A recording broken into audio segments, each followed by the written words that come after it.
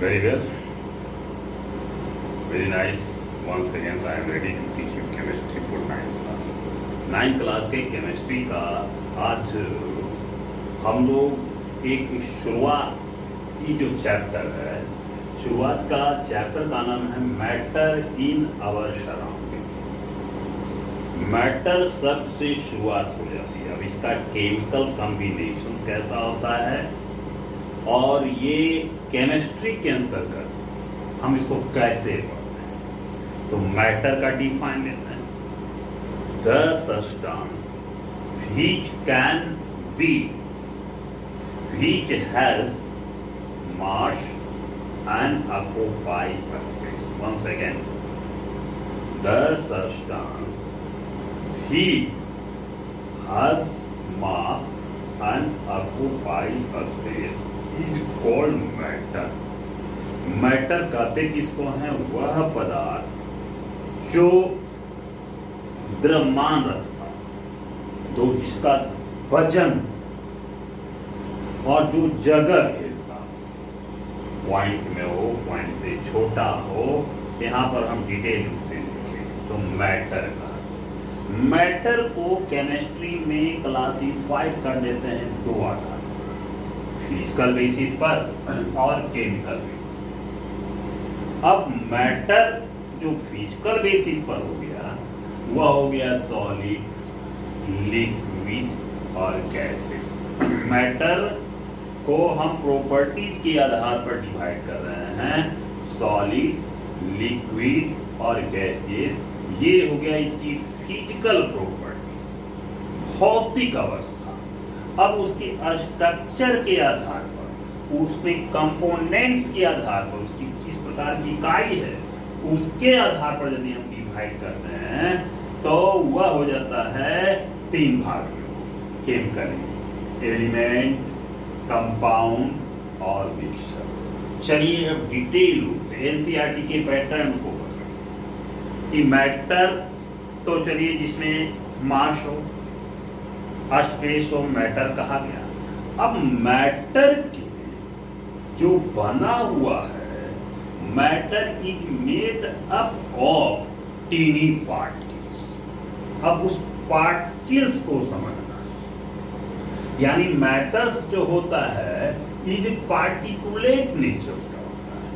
जितने भी मैटर्स हैं सबकी पार्टिकल्स अलग अलग होते हैं।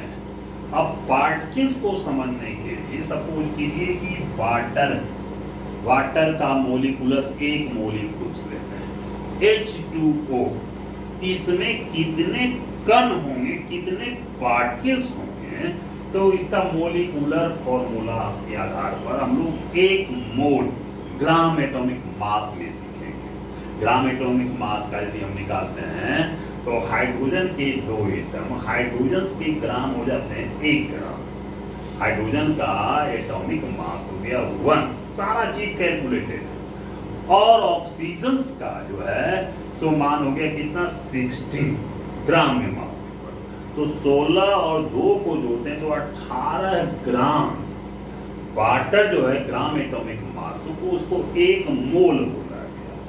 अब 1 मोल हाइड्रोजन वाटर के 1 मोल में हमारे 6.2 गुने 10 पर पावर 23 नंबर जो होंगे पार्टिकल्स 1 मोल में। इससे इमेजेस लगा सकते हैं कि सब्सटेंस मैटर जो होते हैं, ये पार्टिकल कितने सूक्ष्म होते हैं, कितने तरीकों से, वो कंटिन्यूअसली नहीं होते हैं, एक दूसरे को क्या बोला जाता है, दूसरे से कंबाइन होते हैं। अब इसका आपको समझना है प्रॉपर्टी, यही से केमिस्ट्री शुरुआत हो, मैटर की शुरुआत हो गई। हम पार्टिकल को समझे। अब मैटर को समझने के पहले हम क्या समझे, पार्टिकल को समझे।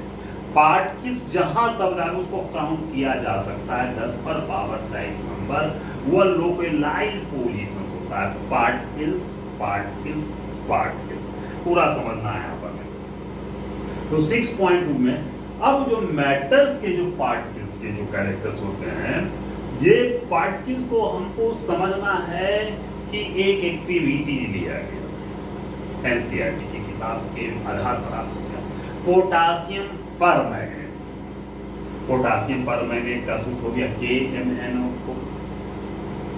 इसका जो है सो 10 मिलीलीटर का एक सॉल्यूशन बना है, एक पार्टिकल्स एक क्रिस्टल्स उसमें डाले तो उसका सॉल्यूशन जो है पर्पल कलर का हो गया। अब वह जो है सो क्या बोला जाता है, इस प्रकार से 6 टेस्ट ट्यूब अलग अलग है।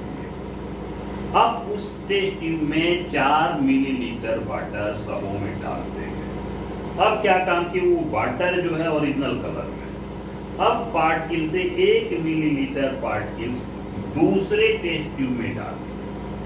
देखे क्या कि उसका जो कलर है वह जो है सो कलरफुल हो गया, यानी पोटासियम पर मैग्नेट का कलर जो है सो उसमें चला गया।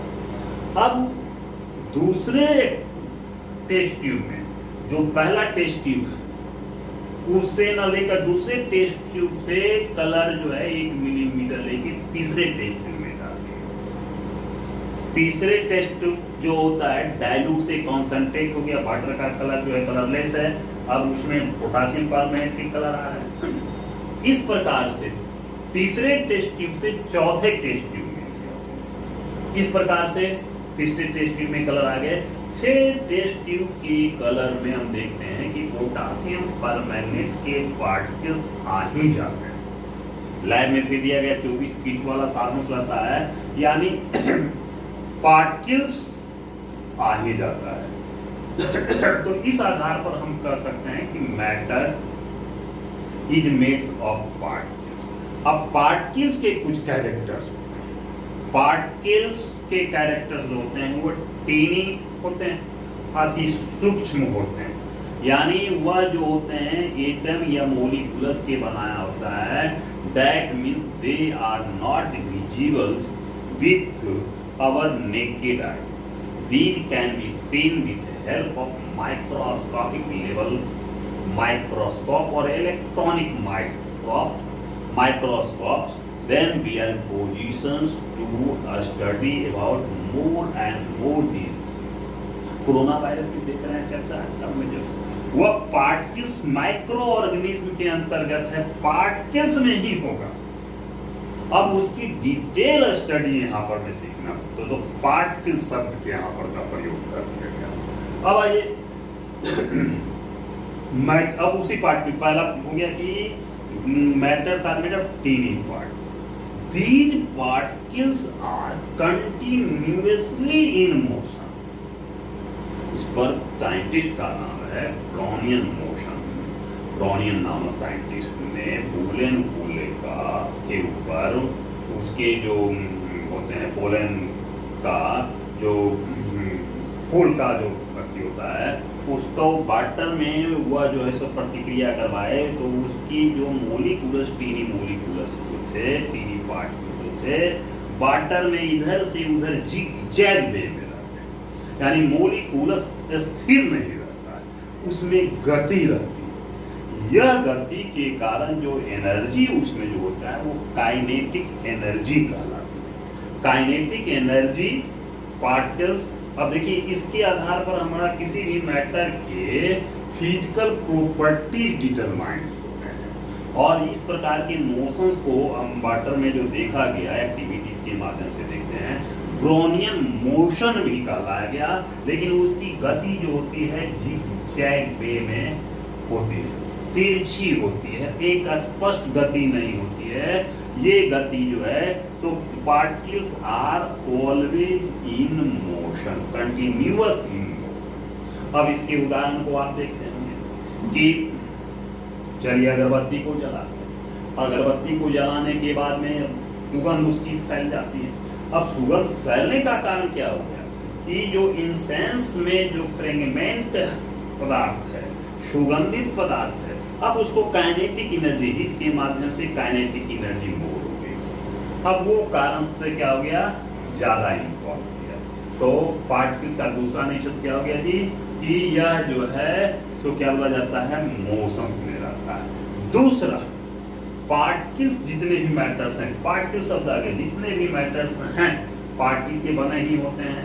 उस मैटर में जितने भी मोलिकुलस होंगे, एटम्स होंगे, सारे जो है सो डिफरेंट, सारे जो है आइडेंटिकल्स नेचर्स के होंगे, और जो है सो आपस में यदि क्लोजली पैक्ड अट्रैक्टिव नेचर्स के, विज्ञान की जबरदस्त सी जांच हो जाती है कि यदि मोलिकुलस दो चार्जेड होते हैं, जो मोलिकुलस होते हैं वह आपस में एक उनकी दूरी होती है, और यदि उस दूरी पर, जैसे न्यूक्लियस की जो दूरी हो जाती है 10 to the power -12 से लेकर 10 to the power -15 तक के बीच की जो दूरी हो गई, न्यूक्लियस डिस्टेंस कहा गया।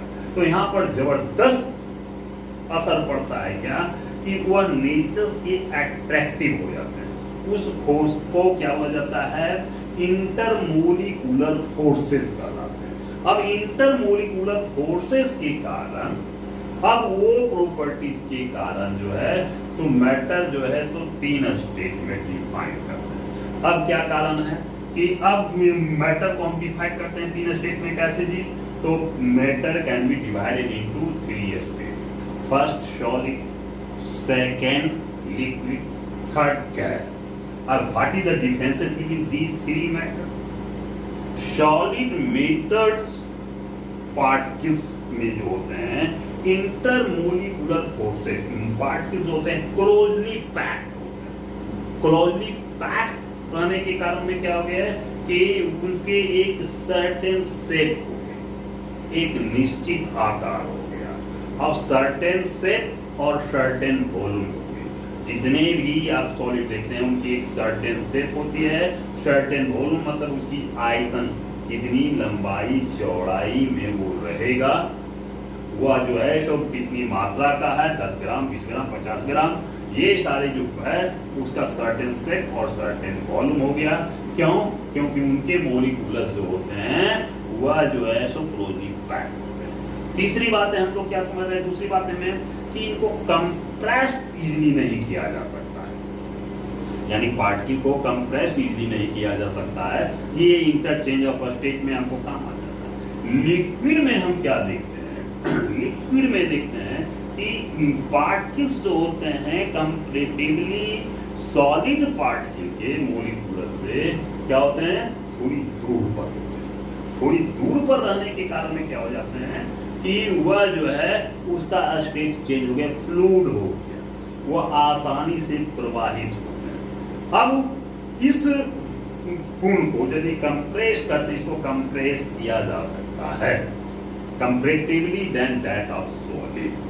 अब इसको कंप्रेस करके इस पार्टिकल, यदि इसकी पार्टिकल जो धीरे धीरे कंप्रेस्ड हो जाए तो ये कन्वर्ट किया जा सकता है सॉलिड में। गैस की जो मोलिकुलस होते हैं उसकी पार्टिकल्स जो होते हैं काफी दूर होते हैं। अब काइनेटिक एनर्जी में थोड़ी सी फर्क आ जाती है, सॉलिड के पार्टिकल में कम काइनेटिक एनर्जी है, लिक्विड के पार्टिकल में कम, उससे ज्यादा है, और गैसेस के पार्टिकल में उससे ज्यादा कंपैरेटिव एनर्जी है। इस प्रकार से हम कंपैरेटिवली हम डिटरमाइन करते हैं कि सॉलिड की क्या प्रॉपर्टी होती है, लिक्विड की क्या प्रॉपर्टी होती है, और गैसेस की क्या प्रॉपर्टी होती है।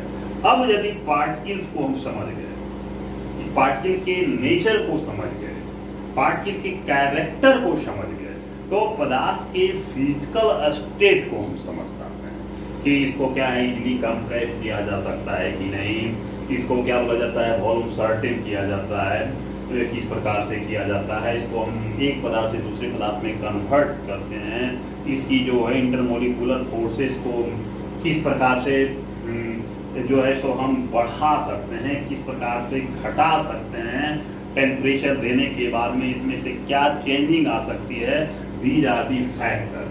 तब हम लोग जो है दूसरे यूनिट में हम लोग पढ़ते हैं कि can matter change if state. आपने यदि इन सारी बातों की यदि जानकारी हो गई तो मैटर को एक स्टेट से दूसरे स्टेट में हम भेज सकते हैं। तो हम समझते हैं कि इन सारी बातों को आपको समझ में आ गया होगा, और विशेष रूप से ध्यान दीजिएगा, यदि आप मेरे चैनल को सब्सक्राइब नहीं किए तो सब्सक्राइब कर लीजिएगा। बीच बीच में उसमें मैं ट्रिक बताऊंगा, थोड़ी सी हट कर जब कभी भी मौका मिलता है तो क्या करना है, कैसे पढ़ना है, किन बातों पर ज़्यादा ध्यान देना है कि हमें केमिस्ट्री की कुछ बातें समझ में आना है। और प्रश्न पूछते रहिए कमेंट के माध्यम से, कुछ फीडबैक देते रहिए, तो आपके लिए हर तरह का वीडियोस, हर तरह की जो अंदर जो प्रोबेबिलिटी है, एक यूएस है, उसका समाधान होगा। आज के लिए इतना ही। जय